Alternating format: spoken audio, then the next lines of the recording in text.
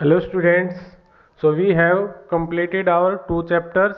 First is the living world and second one is biological classification. So in today's lecture we are going to start a new chapter. Sorry, that is third chapter, the plant kingdom, in which we will talk about the plants, means classification of plants and the characteristics of plants.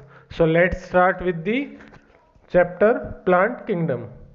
So students, plant kingdom को start करने से पहले हमें system of classification है उसको थोड़ा देखना पड़ेगा, क्योंकि जो आपका क्लासिफिकेशन है वो पार्ट्स में दिया हुआ है. मीन्स कुछ क्लासिफिकेशन था वो हमने सेकेंड चैप्टर में किया, कुछ क्लासिफिकेशन था वो हमने फर्स्ट चैप्टर में भी देखा था, और कुछ अब आप थर्ड चैप्टर में देखोगे. ठीक है, तो सिस्टम ऑफ क्लासिफिकेशन देखते हैं.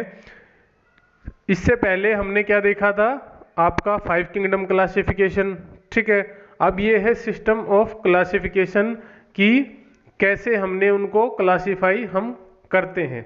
ठीक है, तो सबसे पहला जो सिस्टम था क्लासिफिकेशन का वो किसने दिया था, कैरोलस लीनियस ने. और वो क्या था, आर्टिफिशियल सिस्टम ऑफ क्लासिफिकेशन. क्या था, आर्टिफिशियल सिस्टम ऑफ क्लासिफिकेशन. ये जो सिस्टम ऑफ क्लासिफिकेशन था स्टूडेंट्स, ये सिर्फ एक या दो मॉर्फोलॉजिकल करैक्टर के बेसिस पे था. मीन्स सपोज हमने कोई डॉग देखा, ठीक है, हमने उससे अपने करैक्टर मैच किए. भाई उसकी भी दो आई है, हमारी भी दो आई है, उसके भी दो ईयर है, हमारे भी दो ईयर है, एक माउथ है, हमारा भी एक माउथ है. तो हमने बोल दिया भाई ये हमारी से मिलता जुलता है, ये हमारे जैसा ही है. हमने बोल दिया, हमने सिर्फ क्या देखा, एक या दो करैक्टर उससे मैच किए और हमने उसके बेसिस पे उसका क्लासिफिकेशन कर दिया. ठीक है, लेकिन क्या ये सही है, नहीं सही है ना. क्यों नहीं है, क्योंकि सिर्फ हमने क्या एक या दो करैक्टर मैच किए हैं, हमने सिर्फ सिमिलैरिटी मैच की है, और कई सारे करैक्टर ऐसे भी तो है जो हमारे से उसमें अलग है. मीन्स कुछ करैक्टर ऐसे हैं जो हमारे अंदर प्रेजेंट है और उसके अंदर नहीं है, और कई करैक्टर ऐसे हैं जो उसके अंदर प्रेजेंट है वो हमारे अंदर नहीं है. ठीक है, तो हमने डिसिमिलैरिटी को तो देखा ही नहीं. तो आर्टिफिशियल सिस्टम ऑफ क्लासिफिकेशन में क्या था, it was based on one और टू करैक्टर्स, और वो भी कौन से, मॉर्फोलॉजिकली जो बाहर से दिख रहे हूँ. ठीक है, उसके बेसिस पे क्लासिफिकेशन कर दिया जाता था. ठीक है, जैसे हमने कलर ले लिया, नंबर ले लिया, या शेप ऑफ लीफ, ऐसे करके हम उसको क्लासिफाई कर देते थे. ठीक है, तो इसकी कई सारी ड्रॉबैक्स थी. ठीक है, ड्रॉबैक्स होंगी, क्यों, क्योंकि इसमें हमने एक या दो करैक्टर को लिया था, और इसमें हम मोस्टली वेजिटेटिव करैक्टर देखते थे. भाई लीफ कैसा है, स्टेम कैसी है. तो जो वेजिटेटिव करैक्टर होते हैं वो इजिली क्या हो सकते हैं, उनमें चेंज आ सकता है.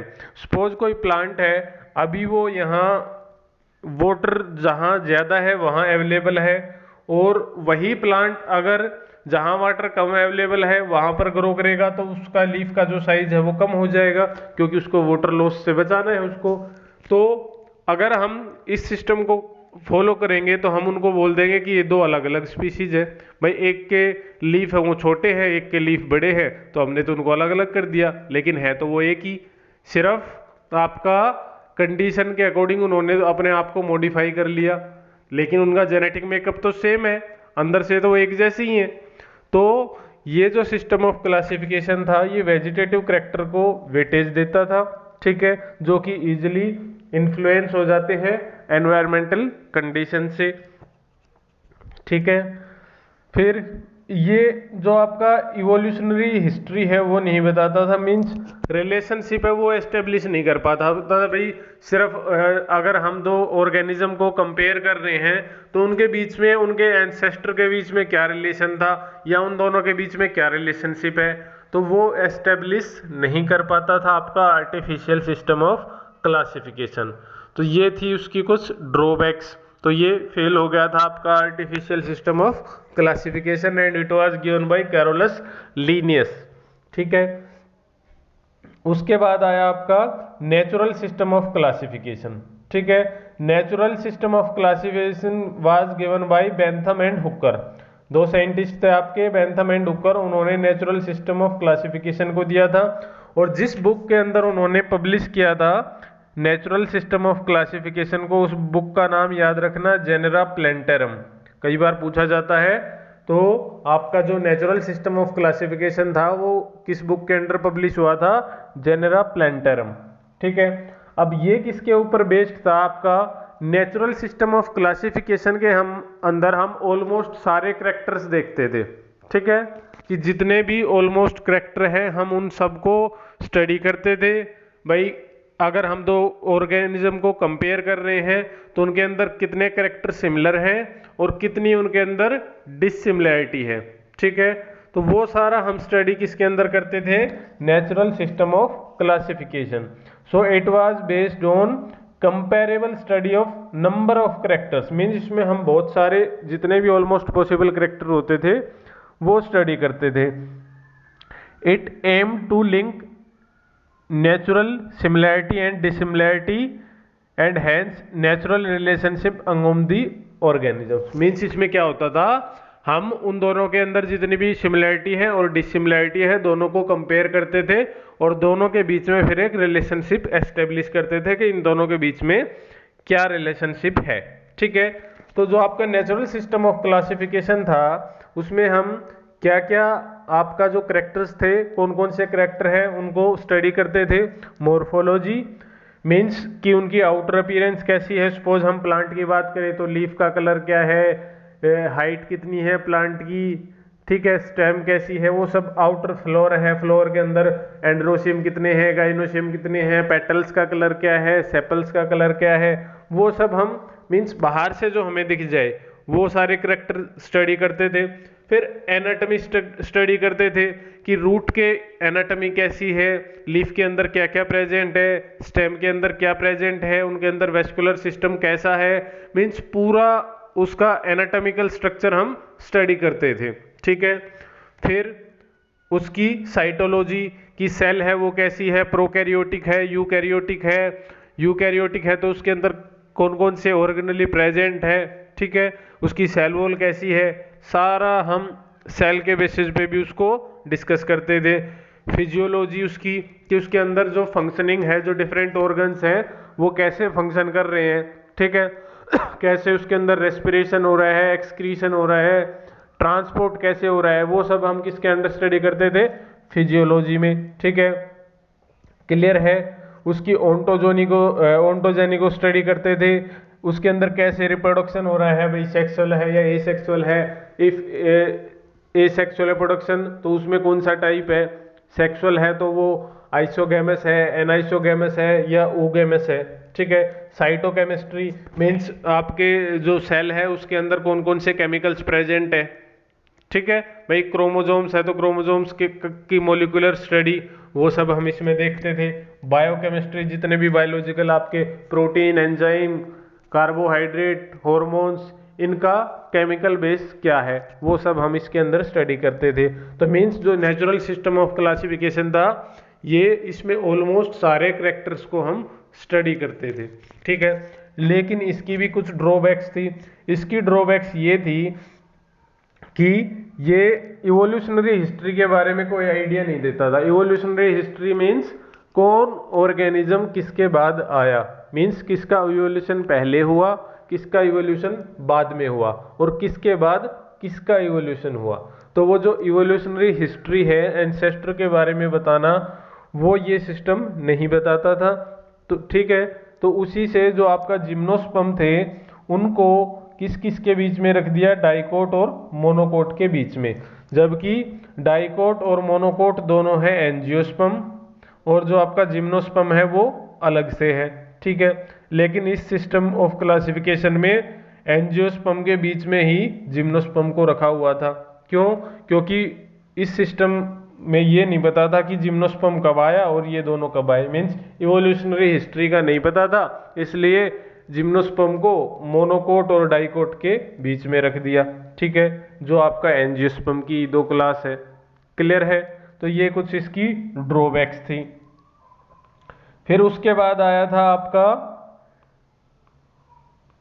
लास्ट जो आपका क्लासिफिकेशन था वो था आपका फाइलोजेनेटिक सिस्टम ऑफ क्लासिफिकेशन। ठीक है। तो जो फाइलोजेनेटिक सिस्टम ऑफ क्लासिफिकेशन था वो किसने दिया था स्टूडेंट्स?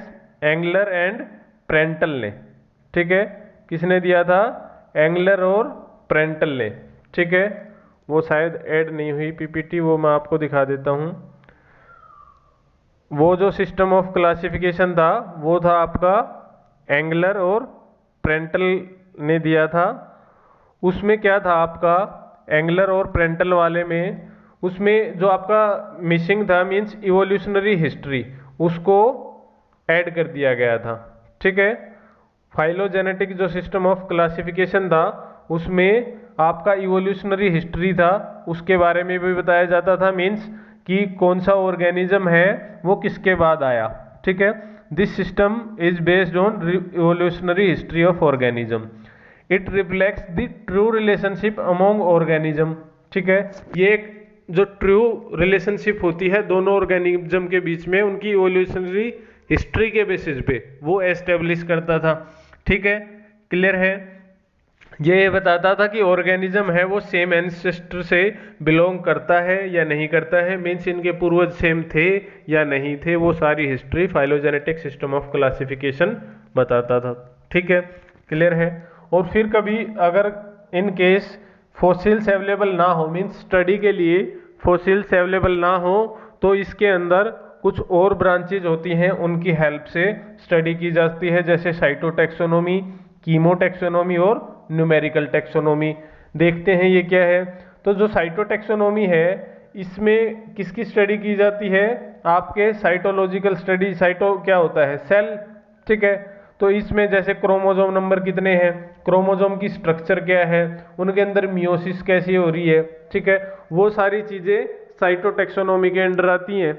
ठीक है, कि सपोज हम दो ऑर्गेनिज्म को कंपेयर कर रहे हैं, तो हम दोनों ऑर्गेनिज्म में देखेंगे कि इस ऑर्गेनिज्म में कितने क्रोमोसोम हैं, इसके अंदर कितने हैं, दोनों की स्ट्रक्चर कैसी है, दोनों ऑर्गेनिज्म के क्रोमोसोम्स की, दोनों के अंदर मियोसिस कैसे हो रहा है। ठीक है, तो वो हम साइटोटैक्सोनॉमी के अंडर आता है। फिर है आपका कीमोटैक्सोनॉमी। Chemo means chemical. ठीक है, तो इसमें जितने भी केमिकल कॉन्स्टिट्यूएंट हैं लाइक एंजाइम, हार्मोन, प्रोटीन, उनकी स्टडी की जाती थी।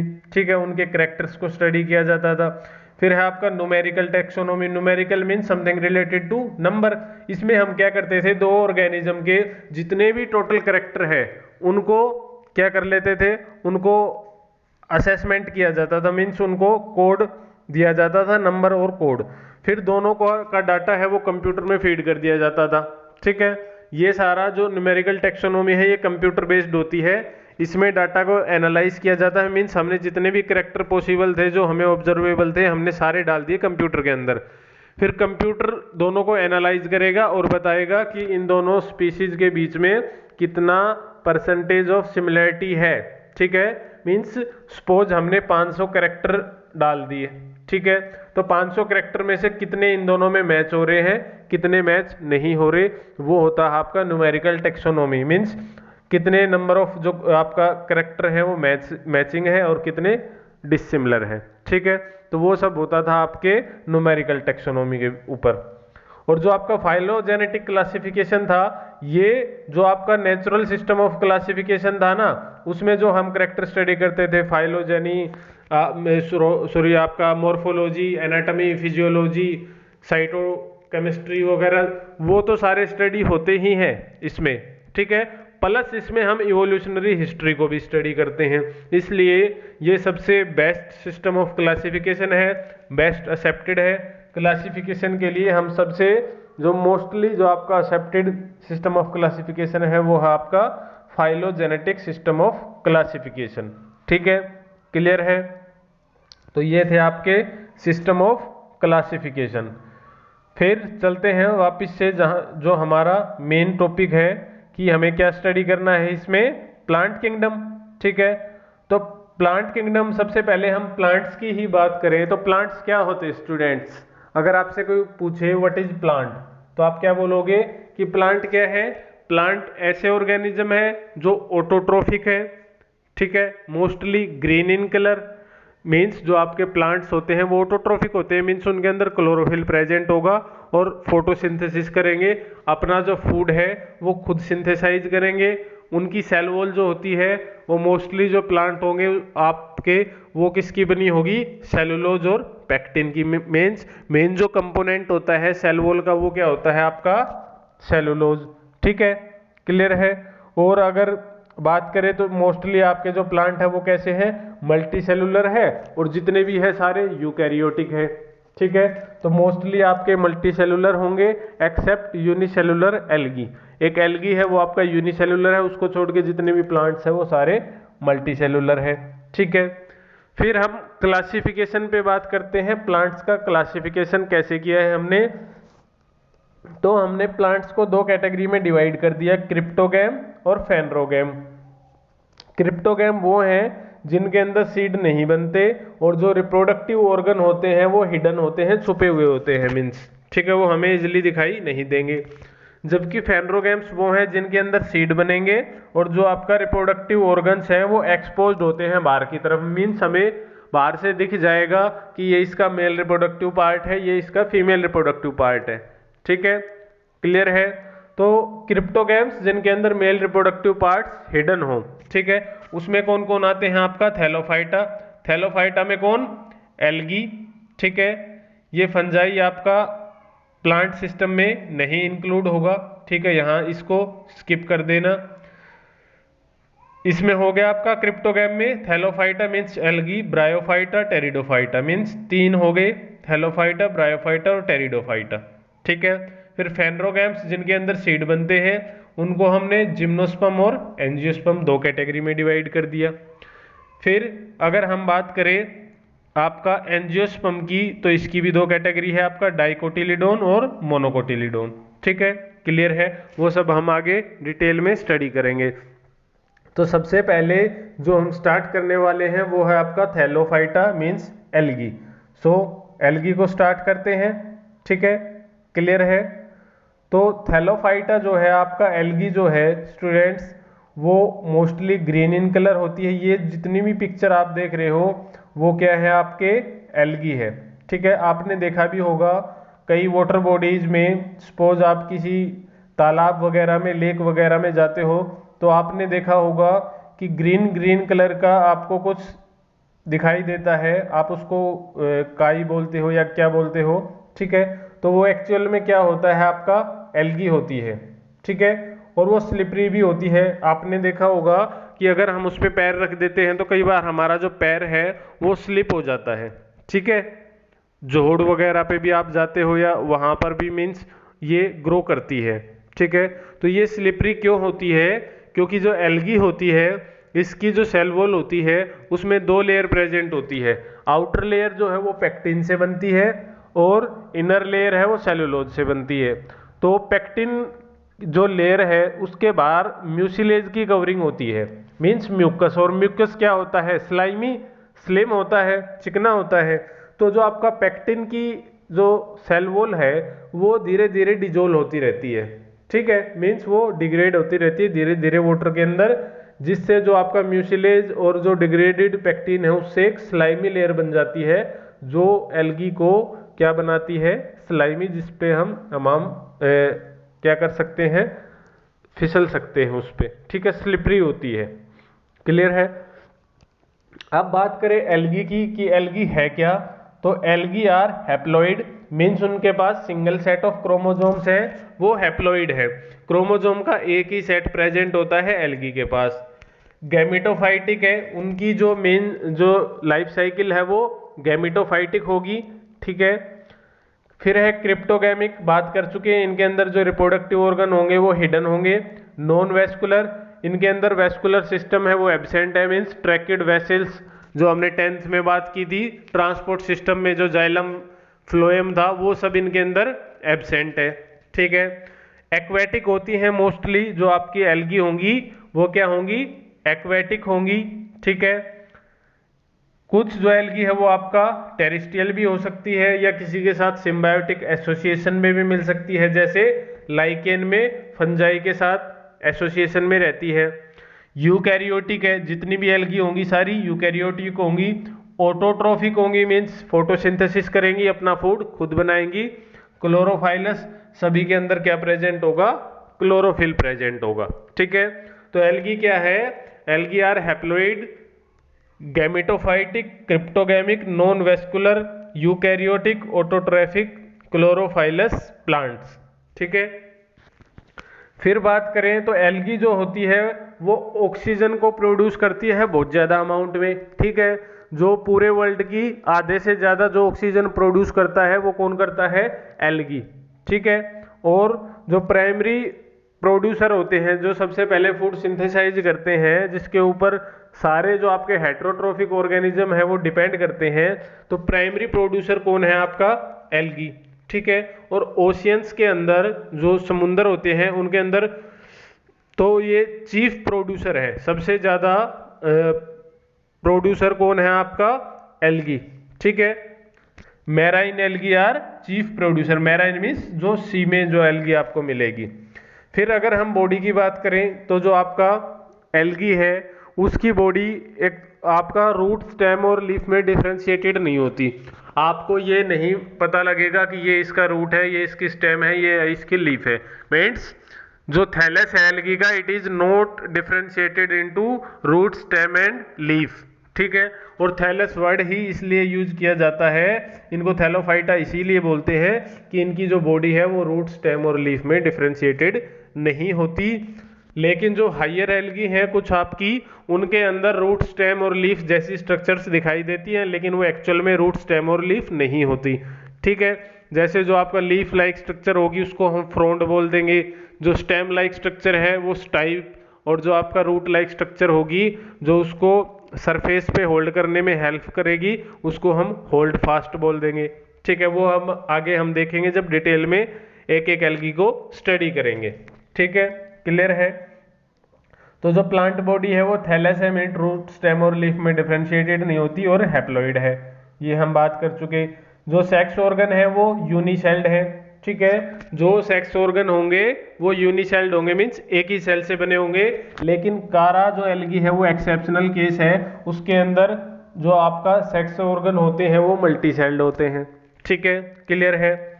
फिर जनरली एक्वेटिक होते हैं, एल्गी आपको पानी में मिलेगी, और पानी भी कौन सा, फ्रेश वाटर, साफ पानी है उसमें ज्यादा मिलेगी एल्गी, और जो मैराइन वाटर है उसमें कम देखने को मिलती है। ठीक है, क्लियर है। फिर जो कुछ एल्गी होती है वो एसोसिएशन में होती है, जैसे लाइकेन के साथ हमने पिछले चैप्टर में स्टडी किया था कि फंजाई के साथ एसोसिएशन में रहती है लाइकेन। एक स्लोथ बियर आपका है एनिमल। ठीक है, तो उसकी पूरी बॉडी पे एल्गी प्रेजेंट रहती है। नेट पे सर्च करके देखना जो आपका स्लोथ बियर है वो कैसा दिखता है, तो आपको वो ग्रीन कलर का दिखेगा। और वो ग्रीन कलर का क्यों दिखता है, क्योंकि उसकी पूरी बॉडी पे एल्गी प्रेजेंट होती है। ठीक है, क्लियर है। फिर जो मोस्टली जो आपकी एल्गी है वो मल्टी सेलुलर है। एक्सेप्शन है इसके अंदर कौन सा, क्लैमाइडोमोनास। जो क्लैमाइडोमोनास होता है ये एक यूनिसेलुलर एल्गी है। ठीक है, बाकी जितनी भी आपकी एल्गी है वो मल्टी सेलुलर है। क्लियर है। फिर जो आपका एल्गी है वो फिलामेंटस भी हो सकती है, मीन्स ऐसे। ठीक है, क्लियर है। ये भी हम बात कर चुके थे बैक्टीरिया में कि फिलामेंट्स कैसे होते हैं। या फिर ये कॉलोनियल फॉर्म में भी हो सकती हैं। सपोज ये है आपका, ये इसमें कई सारी सेल्स हैं। ठीक है, मीन्स इन्होंने कॉलोनी बनाई हुई है। तो ये आपको फिलामेंटस का एग्जाम्पल है आपका यूलोथ्रिक्स और स्पायरोगायरा। ठीक है, इनके अंदर जो आपका एल्गी होगी वो फिलामेंट लाइक होगी। ठीक है, ऐसा दिखाई देता है आपका यूलोथ्रिक्स। अगर वोल्वोक्स की बात करें तो वोल्वोक्स है वो है आपका कॉलोनियल एल्गी। इनके अंदर कॉलोनी प्रेजेंट होती है एल्गी की। ठीक है, इसके अंदर बहुत सारी आपको एल्गी दिखाई देगी, ये कॉलोनियल फॉर्म में प्रेजेंट होता है। और जो आपका वोल्वोक्स की जो कॉलोनी होती है उसको हम बोलते हैं सिनोबियम। क्या बोलते हैं उसको, सिनोबियम। ठीक है, उसको सिनोबियम क्यों बोला जाता है, क्योंकि उनके अंदर पार्शियल लेबर प्रेजेंट है। ठीक है, लेबर मीन्स उसके अंदर जितनी भी सेल्स है उनका काम बटा हुआ है, और एक फिक्स नंबर ऑफ सेल होंगी वोल्वोक्स के अंदर। तो ऐसी कोई कॉलोनी जिसके अंदर डिवीजन ऑफ लेबर प्रेजेंट हो, ठीक है, और उसके अंदर फिक्स नंबर ऑफ सेल हो, ऐसी कॉलोनी को बोलते हैं हम सिनोबियम। क्लियर है। ठीक है, फिर जो आपका एल्गी है वो डिफरेंट कलर की होती है, आपका रेड एल्गी भी है, ग्रीन भी है, येलो भी है, ब्राउन एल्गी भी है। ठीक है, मीन्स एल्गी के अंदर कौन सा पिगमेंट प्रेजेंट है उसी के बेसिस पे उसका कलर डिसाइड होता है।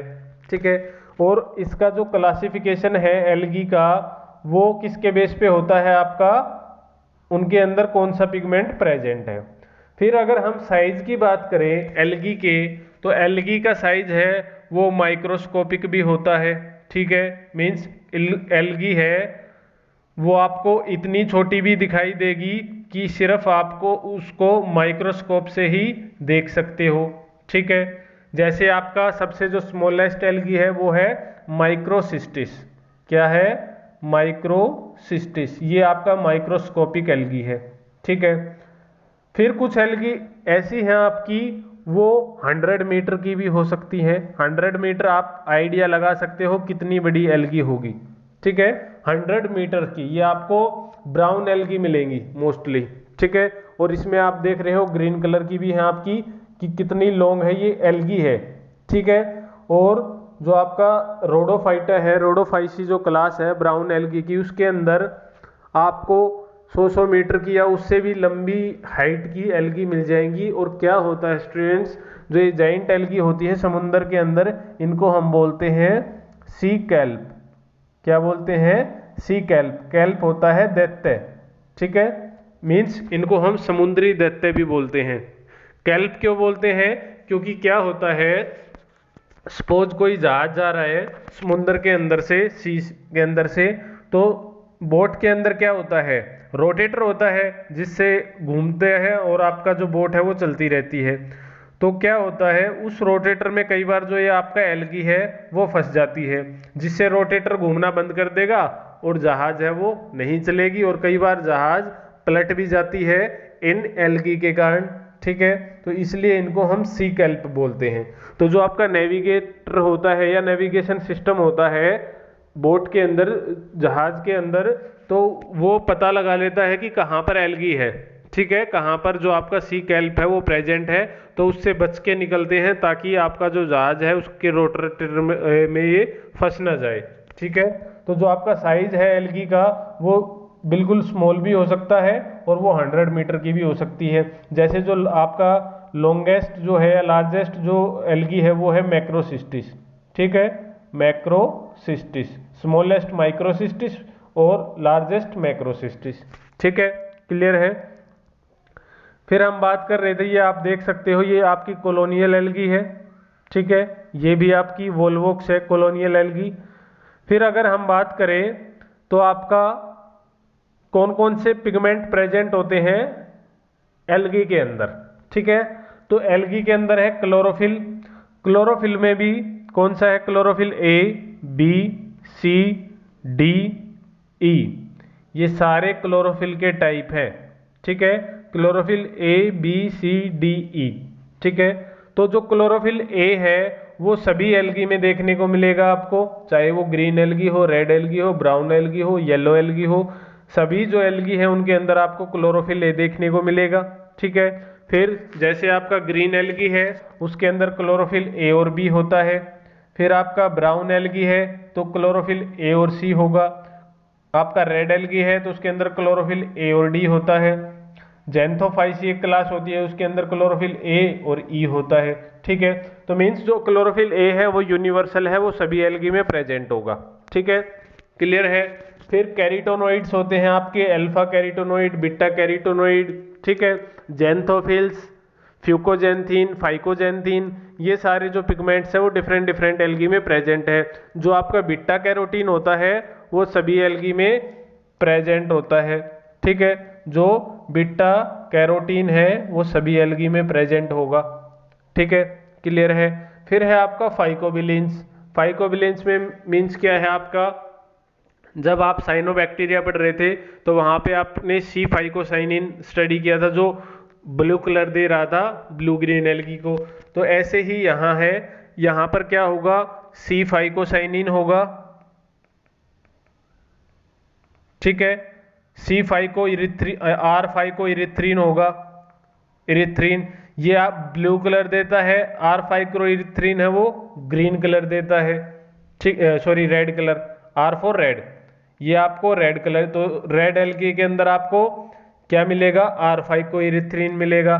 तो मीन्स जो कलर ऑफ एल्गी है वो इन्हीं पिगमेंट पे डिसाइड होता है, फाइकोबिलिन, कैरोटीनॉइड इनके और क्लोरोफिल, इन तीनों के बेसिस पे उनका कलर डिसाइड होता है कि वो ग्रीन होगी, रेड होगी, ब्राउन होगी, मीन्स कैसा कलर होगा एल्गी का, वो इन्हीं पिगमेंट पे डिपेंड करता है।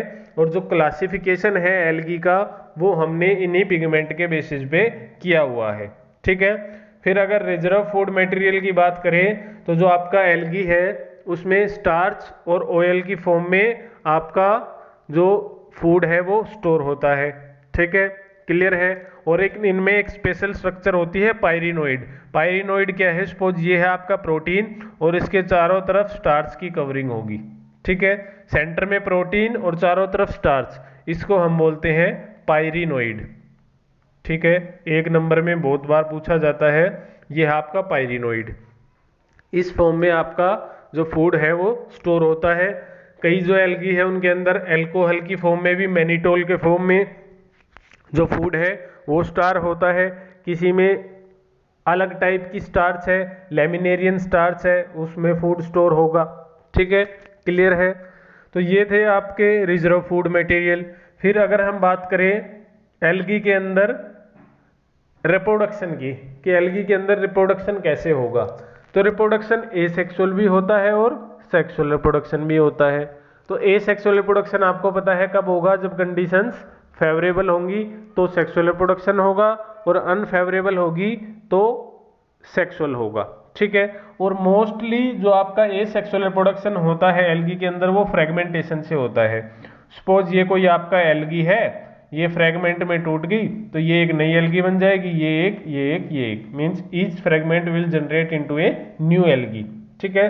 तो फ्रेगमेंटेशन सबसे कॉमन मेथड है एसेक्सुअल रिप्रोडक्शन का इन एल्गी। बडिंग आपको पता है क्या है, फिजन से भी होता है, मीन्स बडिंग में क्या है, कोई एल्गी है उससे आउट ग्रोथ हुई और वो फिर मैच्योर होके ये अलग हो जाएगी, ये अलग हो जाएगी, ये आपका बडिंग। फिजन की बात करें तो एक एल्गी है वो डिवाइड होके आपका दो एल्गी में डिवाइड होगी, ठीक है, फिर बाद में उससे दो एल्गी बन जाएगी, ये आपका फ्यूजन। फिर डिफरेंट टाइप के स्पोर होते हैं, एसेक्सुअल स्पोर, ये स्पोर हम सारे डिस्कस कर चुके हैं कि जू स्पोर क्या होते हैं। जू स्पोर क्या होते हैं, मोटाइल होंगे, इनके पास फ्लैजिला होंगे, ठीक है। अप्लैनोस्पोर क्या होते हैं, थिन होंगे, आपका नॉन मोटाइल होंगे और फ्लैजिला एब्सेंट रहेंगे, अप्लैनोस्पोर। हिप्नोस्पोर आपका एकाइनेट्स, एकाइनेट्स भी हम डिस्कस कर चुके हैं कि अनफेवरेबल कंडीशन आती है तो सपोज ये आपका सेल्स है फिलामेंट में, ठीक है, तो कोई एक सेल है उसके अंदर सारा फूड मटेरियल है वो स्टोर हो जाएगा और उसका साइज इंक्रीज हो जाएगा ड्यूरिंग अनफेवरेबल कंडीशन, और ये सब डिस्ट्रॉय हो जाएगा और ये बचा रहेगा, और जब फेवरेबल कंडीशन आएंगी तो इसके अंदर से स्पोर निकलेंगे और वो जर्मिनेट हो जाएंगे, ठीक है। ये था आपका एकाइनेट। होर्मोगोनिया भी होते हैं, वो भी हमने डिस्कस किए थे। होर्मोगोनिया क्या होते हैं, होर्मोगोनिया में क्या होता है, सपोज ये आपका एल्गी है, फिलामेंटस एल्गी, ये इसमें कई सारे फिलामेंट्स हैं, तो जो आपके होर्मोगोनिया होते हैं उसमें एक फिक्स्ड पैटर्न होता है कि दो सेल के बाद ही आपका फ्रेगमेंटेशन होगा और एक फ्रेगमेंटेशन डिस्क बनती है, ठीक है, एक फ्रेगमेंटेशन डिस्क बनेगी और वहीं से आपका जो फ्रेगमेंटेशन है वो होगा। तो मीन्स एक फिक्स पैटर्न से होता है तो हम उनको बोलते हैं होर्मोगोनिया, एक सेपरेशन डिस्क बनती है और फिर वो अलग हो जाएंगे, ठीक है, क्लियर है। लेकिन जो आपका फ्रेगमेंटेशन है उसमें रेंडमली कहीं से भी टूट जाएगा, लेकिन इसमें एक फिक्स पैटर्न होगा, ठीक है। फिर अगर हम बात करें क्लासिफिकेशन ऑफ एल्गी, तो एल्गी को हमने तीन कैटेगरी में डिवाइड किया है मेनली, जो एनसीईआरटी के अंदर है। वैसे तो एल्गी की 8 या 9 कैटेगरी है, ठीक है, और लेटेस्ट उसका क्लासिफिकेशन और भी होता रहता है, ठीक है। लेकिन मेनली जो मेन जो कैटेगरी है एल्गी की वो है green algae, Chlorophyceae, brown algae, Phaeophyceae, red algae, Rhodophyceae. इन तीनों को हमें डिटेल में स्टडी करना है, ठीक है। और अगर रिक्वायरमेंट होगी तो मैं आपको 1 या 2 क्लास एलगी की है वो बियॉन्ड एनसीईआरटी से जो बाहर है वो भी हम डिस्कस करेंगे, ठीक है। ये तीनों तो हमें इम्पोर्टेंट करनी ही है। और स्टूडेंट्स जो आपका प्लांट किंगडम है उसमें जो नीट का एग्जाम होता है उसमें 99.9% आपका एनसीईआरटी से ही आएगा, ठीक है, क्लियर है। और पूरा जो आपका बायोलॉजिकल सिस्टम है, लिविंग वर्ल्ड है, उसमें पूरा 99.9% वो आपका एनसीईआरटी आती है, ठीक है। जो आपका ह्यूमन फिजियोलॉजी है उसमें बाहर से आता है, उसमें आपका एनसीईआरटी सिलेबस की तरह काम करती है, उसमें आपको बहुत ज़्यादा बाहर से पढ़ना पड़ता है बियॉन्ड एनसीईआरटी। लेकिन जो आपका टिपिकल बॉटनी जो है, ठीक है, टिपिकल बॉटनी हम बोलते हैं इसी को, जो आपका क्लासिफिकेशन चला हुआ है, इसमें जो मोस्टली है आपका वो एनसीईआरटी से आएगा, ठीक है। फिर भी अगर हमें जहां जरूरत होगी वहां हम एनसीईआरटी से बाहर निकल के चीज़ों को कवर करेंगे, ठीक है, क्लियर है। तो ये हम कल से हमारा जो ग्रीन एल्गी है, रेड एल्गी है, ब्राउन एल्गी है उसको डिस्कस करेंगे। तो आई होप जितना आज हमने कवर किया है वो आपको क्लियर होगा। So thank you for listening me, take care, bye bye.